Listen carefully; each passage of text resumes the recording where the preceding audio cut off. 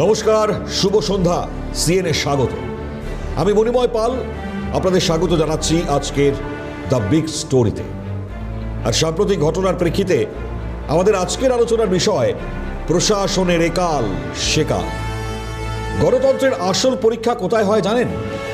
যখন ক্ষমতার অলিন্দে থাকা মানুষেরা বদলে যান, কিন্তু আইনের শাসনটা একই জায়গায় স্থির থাকে, নাকি ক্ষমতার হাত বদল হতেই বদলে যায় প্রশাসনের চরিত্র। গত কয়েকদিনে পশ্চিমবঙ্গের বুকে যা ঘটে গেল এবং গত কয়েক বছরে যা যা ঘটে এসেছে, এই দুয়ের তুলনামূলক খতিয়ানি আজ আমাদের আলোচ্য বিষয়। দেখুন, গতকাল শনিবার দক্ষিণ চব্বিশ পরগনার সোনারপুর, যেখানে তৃণমূল কংগ্রেসের সেকেন্ড ইন কমান্ড সাংসদ অভিষেক বন্দ্যোপাধ্যায় এক নিহত দলীয় কর্মীর বাড়িতে গিয়েছিলেন। কিন্তু সেখানে গিয়ে তাকে যা ফেস করতে হলো তা হয়তো পশ্চিমবঙ্গের সাম্প্রতিক রাজনৈতিক ইতিহাসে নজিরবিহীন।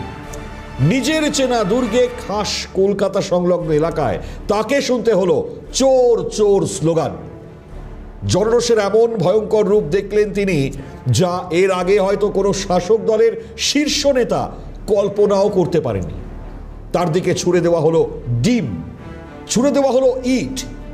পরিস্থিতি এমন পর্যায়ে পৌঁছলো যে ছিঁড়ে দেওয়া হলো তার গায়ে পরা জামা। নিজের প্রাণ বাঁচাতে উন্মত্ত জনতার হাত থেকে বাঁচতে মাথায় সাধারণ একটা হেলমেট পরে এলাকা থেকে পলায়ন করতে বাধ্য হলেন অভিষেক বন্দ্যোপাধ্যায়। কিন্তু ঘটনা শুধু এইটুকু নয়। আসল টুইস্ট, আসল প্রশাসনিক ম্যাজিকটা ঘটলো এর ঠিক পরের মুহূর্তে। কেন বলছি? রাজ্যে এখন নতুন সরকার, মুখ্যমন্ত্রী পদে রয়েছেন শুভেন্দু অধিকারী। তিনি দেখিয়ে দিলেন রাজধর্ম কাকে বলে। রাজনৈতিক প্রতিহিংসা তাকে দূরে সরিয়ে রেখে দ্রুততার সঙ্গে পুলিশ এবং কেন্দ্রীয় বাহিনীকে নির্দেশ দিলেন। ঘটনাস্থল থেকে উদ্ধার করা হলো অভিষেক বন্দ্যোপাধ্যায়কে। শুধু তাই নয়, অভিষেক বন্দ্যোপাধ্যায় নিজে কোনো আবেদনও করেননি, তার দলও কোনো আবেদন করেনি, অথচ শতপ্রণোদিত হয়ে রাজ্য প্রশাসনের তরফ থেকে অভিষেক বন্দ্যোপাধ্যায়কে দেওয়া হলো সর্বোচ্চ এক্স ক্যাটাগরির নিরাপত্তা, যেখানে সর্বক্ষণভাবে তার সঙ্গে থাকবেন 3 জন করে সশস্ত্র দূরপাল্লার নিরাপত্তারক্ষী। হ্যাঁ, আপনারা ঠিকই শুনেছেন, একেই বলে প্রশাসনের ভোল বদল, একেই বলে আইনের শাসনের নিরপেক্ষ কার্যকারিতা। অথচ এই একই রাজ্যে মাত্র কিছুদিন আগে পর্যন্ত যখন অন্য সরকার ছিল, তৎকালীন মুখ্যমন্ত্রী মমতা বন্দ্যোপাধ্যায়ের আমলে যখন বিরোধীরা আক্রান্ত হতেন, তখন কি হতো? তখন কি এইরকম দ্রুত ব্যবস্থা নেওয়া হতো? তখন কি বিরোধী দলনেতা বা বিরোধী সাংসদদের না চাইতেই নিরাপত্তা বাড়িয়ে দেওয়া হতো? নাকি উল্টে জুটত কুৎসিত তাচ্ছিল্য, ব্যঙ্গ এবং উপহাস? আজ আমরা এই দীর্ঘ প্রতিবেদনে প্রতিটা ঘটনার চুলচেরা বিশ্লেষণ করব। একই সঙ্গে দেখাবো বিগত সরকারের সেই চরম নিষ্ক্রিয়তা, সেই ঔদ্ধত্য এবং বর্তমান সরকারের এই অভাবনীয় সক্রিয়তা। শনিবার সোনারপুর যেন এক অন্য রাজনৈতিক সমীকরণের সাক্ষী থাকল। অভিষেক বন্দ্যোপাধ্যায় যখন সোনারপুরে এক দলীয় কর্মীর বাড়ির উদ্দেশ্যে রওনা দিলেন, তখন তিনি ভাবতেও পারেননি সেখানে তার জন্য কি অপেক্ষা করছে। আচমকাই এলাকার কয়েকশো বাসিন্দা, যাদের মধ্যে মহিলাদের সংখ্যা ছিল একেবারে চোখে পড়ার মতো, তারা রাস্তা অবরোধ করে বিক্ষোভ দেখাতে শুরু করেন। অভিযোগ, গত কয়েক বছরে স্থানীয় স্তরের দুর্নীতি, তোলাবাজি এবং আবাসন সংক্রান্ত ক্ষোভের বহিঃপ্রকাশ ঘটল সরাসরি দলের শীর্ষ নেতার ওপর। স্লোগান কি উঠল? চোর চোর। শুনুন, একটু শোনাই আপনার।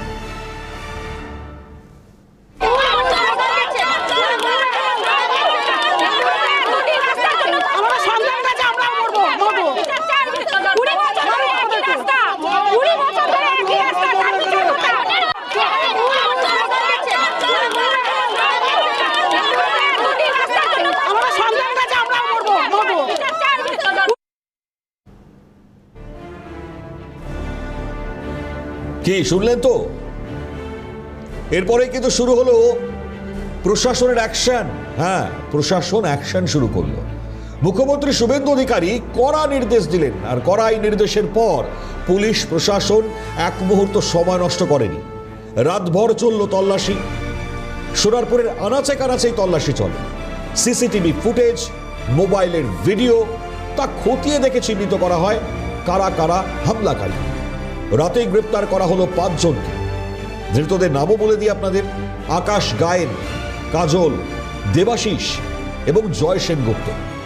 পুলিশ সূত্রে যে খবর, এদের মধ্যে কয়েকজন আবার স্থানীয় প্রাক্তন তৃণমূল বিধায়ক লাভলি মৈত্রের অত্যন্ত ঘনিষ্ঠ বলে পরিচিত। অর্থাৎ নিজের দলের অন্দরের ক্ষোভ বা সাধারণ মানুষের জনরোষ। আক্রান্ত যখন একজন জনপ্রতিনিধি এবং সাংসদ, তখন অপরাধীদের রিয়াদ করেনি শুভেন্দু অধিকারীর পুলিশ। 24 ঘন্টার মধ্যে তারা গারদের পেছনে। কিন্তু এই ঘটনার পর রাজ্যের রাজনৈতিক মহল কি বলছে? বিজেপি কি এই ঘটনাকে রাজনৈতিক মাইলেজ দেওয়ার জন্য ব্যবহার করছে? একেবারেই নয়। বিজেপির রাজ্য সভাপতি শ্রমিক ভট্টাচার্য থেকে শুরু করে রাজ্যের মন্ত্রী অগ্নিমিত্রা পাল প্রত্যেকেই স্পষ্ট ভাষায় জানিয়েছেন, জনপ্রতিনিধির ওপর এই ধরনের আক্রমণ গণতন্ত্রে কাম্য নয়। কিন্তু একই সঙ্গে তারা মনে করিয়ে দিয়েছেন অতীতের সেই অন্ধকার দিনগুলির কথা, যখন তারা নিজেরা বিরোধী আসনে বসে প্রতিনিয়ত মার খেয়েছেন। কিন্তু তৎকালীন মুখ্যমন্ত্রী মমতা বন্দ্যোপাধ্যায়ের থেকে সহানুভূতি তো দূরস্থ, পুলিশ বা পুলিশি সাহায্যটুকুও সেদিন তারা পাননি। কি বলছেন শোনাই। শ্রমিক ভট্টাচার্য, অগ্নিমিত্রা পাল, শুনুন। তৈরি হওয়ার আশঙ্কা ছিল মানুষের, যে তৃণমূল কংগ্রেসের বিধায়ক বেশ কয়েকজন, কিছু মন্ত্রী, তারা লিঞ্চিংয়ের শিকার হবেন। আমরা দায়িত্ব নিয়ে আজকে সেই অবস্থায় পৌঁছতে দিইনি। কিন্তু দীর্ঘদিনের অবদমিত ক্ষোভ এবং না পাওয়ার ব্যথা যদি তৃণমূলের একাংশকে তৃণমূলের বিরুদ্ধে আক্রমণ করতে উদ্যত হয়ে থাকে, তো সেখানে প্রশাসন কি করবে? যে ঘটনা ঘটেছে, এ ধরনের ঘটনা কোনো সভ্য সুস্থ সমাজে কাম্য নয়। আমরা যে কোনো ধরনের হিংসার বিরোধিতা করছি এবং গতকালও যা হয়েছে তারও আমরা বলছি যে এটা কাম্য ছিল না, এটা হওয়া উচিত নয়। এটার সঙ্গে বিজেপি দূর দূর পর্যন্ত কোনো যুক্ত নয়।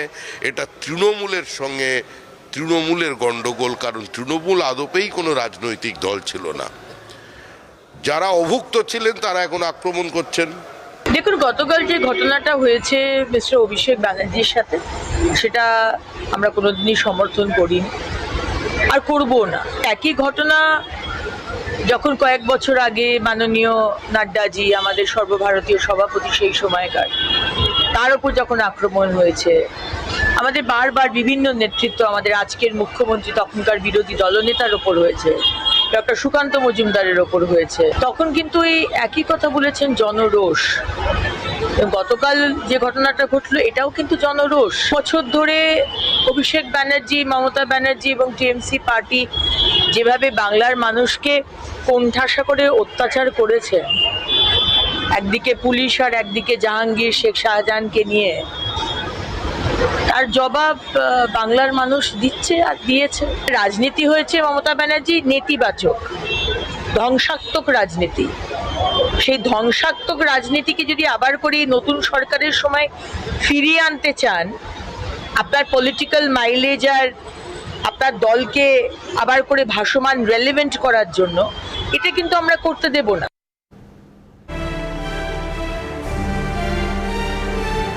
এবার আমরা প্রবেশ করি ইতিহাসের সেই অন্ধকার অধ্যায়, যা আজকে সোনারপুরের ঘটনার সঙ্গে বর্তমান সরকারের আচরণের তুলনা করতে আমাদের বাধ্য করছে। সময়টা মনে করিয়ে দিই, 2020 সালের 10ই ডিসেম্বর তৎকালীন বিজেপির সর্বভারতীয় সভাপতি জগৎ প্রকাশ নাড্ডা তিনি যাচ্ছিলেন ডায়মন্ড হারবারের একটি দলীয় কর্মসূচিতে। ডায়মন্ড হারবার কার কেন্দ্র? খোদ অভিষেক বন্দ্যোপাধ্যায়ের সংসদীয় এলাকা। সেই ডায়মন্ড হারবারের শিরাকোলে নাড্ডাজির কনভয়ের ওপর যেভাবে তৃণমূল আশ্রিত দুষ্কৃতীরা চড়াও হয়েছিল তা গোটা দেশ দেখেছিল।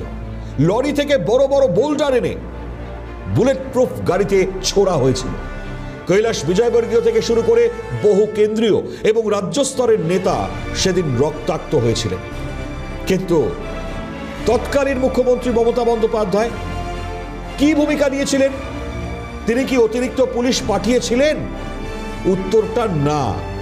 তিনি যা করেছিলেন তা রাজনৈতিক ইতিহাসের অন্যতম কুৎসিত এবং নিম্নমানের রসিকতা হিসেবে চিহ্নিত হয়ে থাকবে। আসুন একটু দেখে নিই সেই সময় মমতা বন্দ্যোপাধ্যায় একটি জনসভা থেকে ঠিক কিভাবে ওই মারাত্মক আক্রমণকে তাচ্ছিল্য করেছিলেন।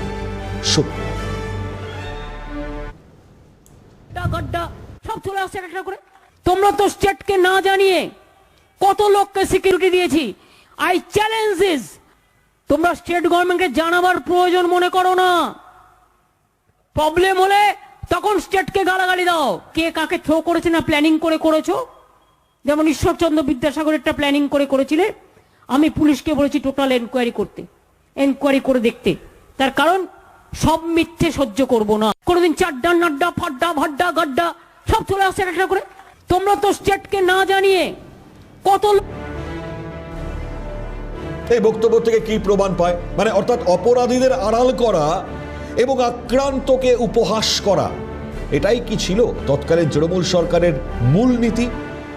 ছবি এবং বক্তব্য তো তাই কথা বলছে। আরও একটা ঘটনা মনে করিয়ে দিই আপনাদের।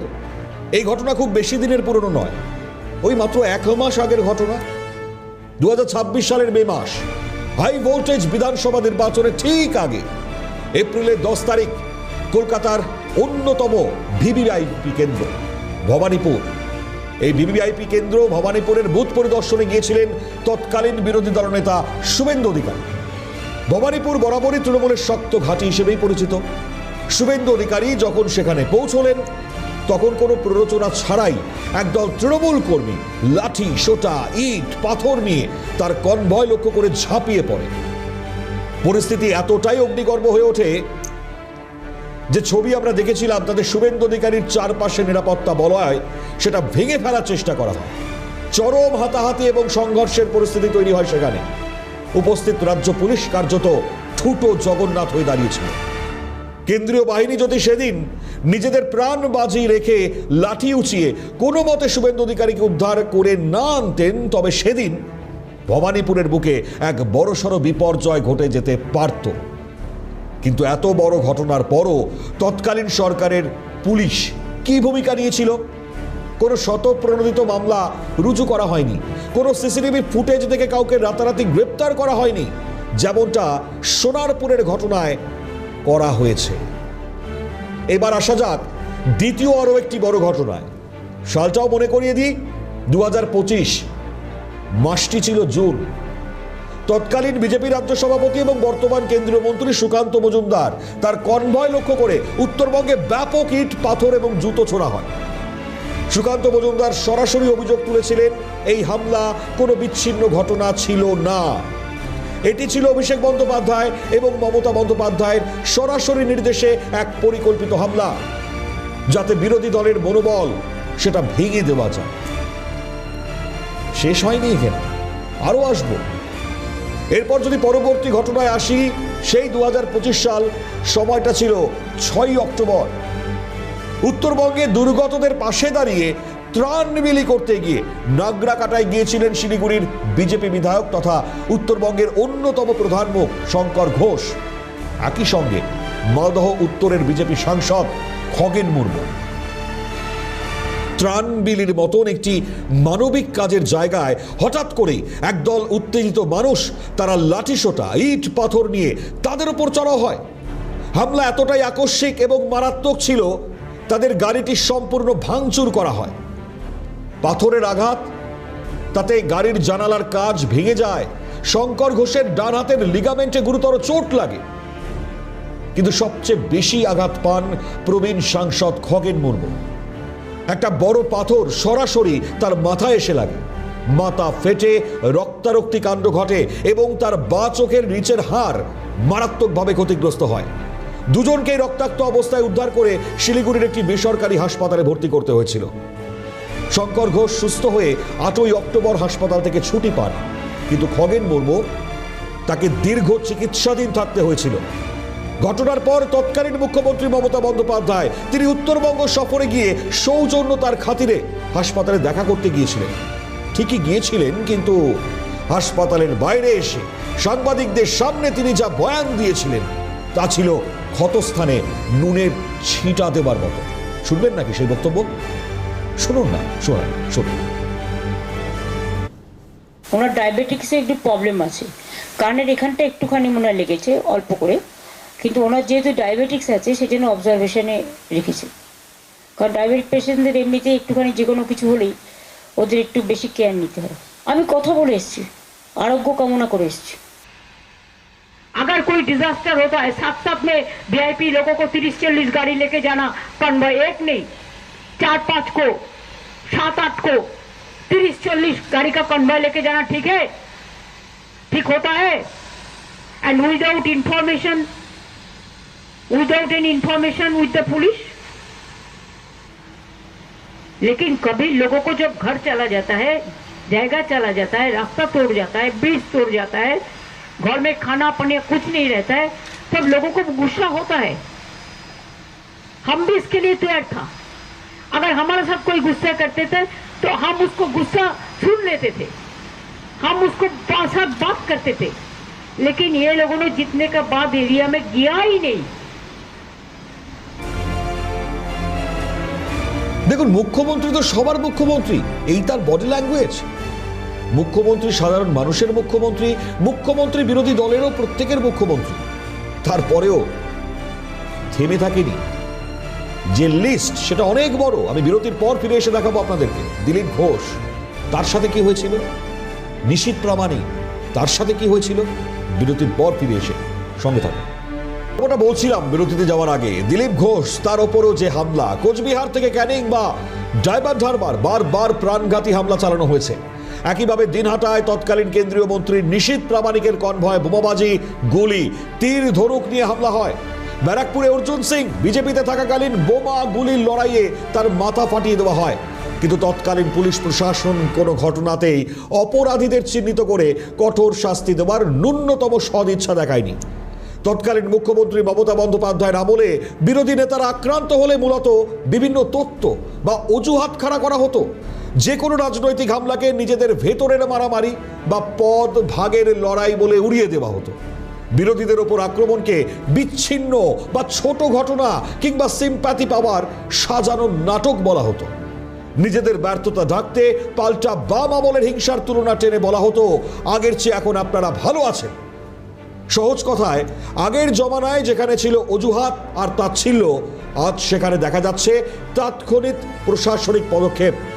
কিন্তু আমরা আজ প্রশ্ন তুলতে চাই, অতীতে বামেরা যদি অন্যায় করেই থাকে, সেই অন্যায় করেছিল বলেই কি আপনাদের অন্যায় করাটা ন্যায্য হয়ে যায়? আর আজ যখন আপনারা বিরোধী আসনে বসেছেন, তখন মাত্র কয়েকদিনের মধ্যে প্রশাসন কিভাবে বদলে গেল তা আপনারা নিজেরা চোখে দেখতে পাচ্ছেন তো।